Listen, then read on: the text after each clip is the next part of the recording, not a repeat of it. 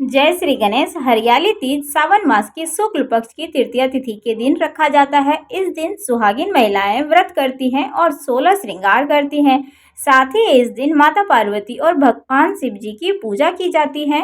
कुंवारी कन्याएं भी इस व्रत को रखती हैं अच्छा वर प्राप्ति के लिए।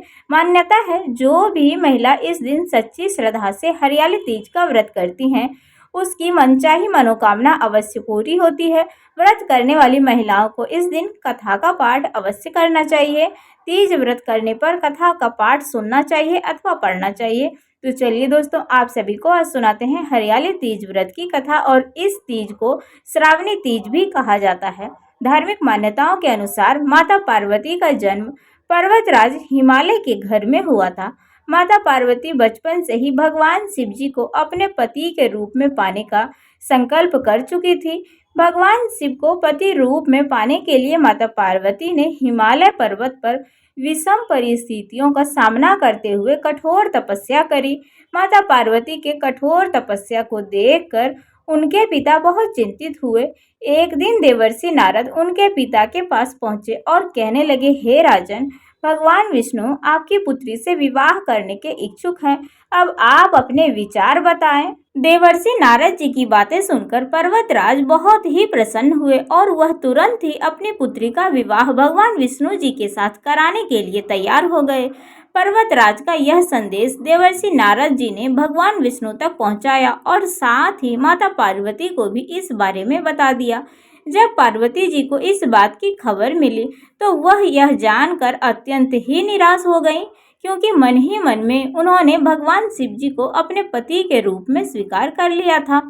माता पार्वती बहुत दुखी थी। उन्होंने अपनी सहेली को यह बातें बताई और उनकी सखी ने माता पार्वती को आश्वासन दिया कि वह उनकी मदद करेंगी। इसके बाद एक घने जंगल में माता पार्वती को उनकी सखी ने एक गुफा में छिपा दिया।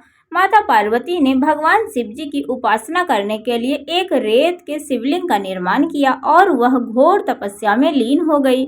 जिस दिन माता पार्वती ने रेत की शिवलिंग की स्थापना करी, भाद्रपद की वो शुक्ल तृतीया को हस्त नक्षत्र में की थी।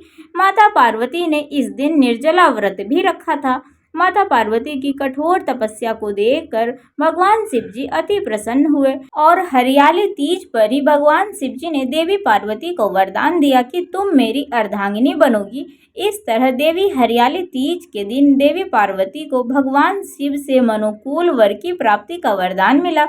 इसके बाद भगवान शिव जी ने देवी पार्वती के आग्रह पर कहा कि जो भी कुमारी कन्या हरियाली तीज का व्रत करके भगवान शिव और देवी पार्वती जी की पूजा करेगी उसे उनकी कामना के अनुसार सुयोग्य पति की प्राप्ति होगी। और जो सुहागिन महिलाएं हरियाली तीज का व्रत करेंगी उनका वैवाहिक जीवन अत्यंत सुखपूर्वक व्यतीत होगा और उनका जीवन प्रेम और सुख से भरा रहेगा। और दोस्तों, आप सभी को हरियाली तीज व्रत की ढेर सारी शुभकामनाएं। तो अगर ये कथा आप सभी को पसंद आई हो तो आप सभी वीडियो को लाइक जरूर कर दीजिएगा और चैनल पर जो भी नए आते हैं तो सब्सक्राइब कमेंट शेयर भी आप सभी जरूर कर दीजिएगा दोस्तों। तो चलिए मिलते हैं आप सभी से फिर से एक अगले वीडियो में। राधे राधे, हर हर महादेव। और आप सभी की मनोकामनाएं अवश्य पूर्ण हो। भगवान शिव जी की कृपा, माता पार्वती जी की कृपा आप सभी के ऊपर हमेशा बनी रहे दोस्तों। तो चलिए मिलते हैं फिर से। राधे राधे।